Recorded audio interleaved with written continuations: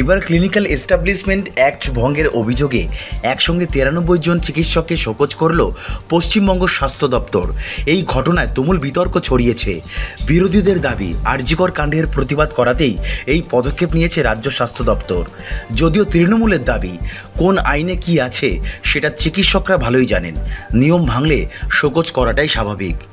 জেলা স্বাস্থ্য দপ্তরের দাবি ক্লিনিক্যাল এস্টাবলিশমেন্ট অ্যাক্ট না মেনে ডাক্তারদের কেউ 15টি, কেউ 16টি, কেউ আবার 29টি নার্সিংহোমের সঙ্গে যুক্ত আছেন।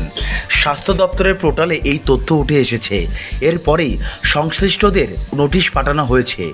দীর্ঘদিন ধরে এই অনিয়ম চলছে। জেলার প্রায় 70টি নার্সিংহোমকেও অনিয়ম করায় নোটিশ পাঠানো হয়েছে।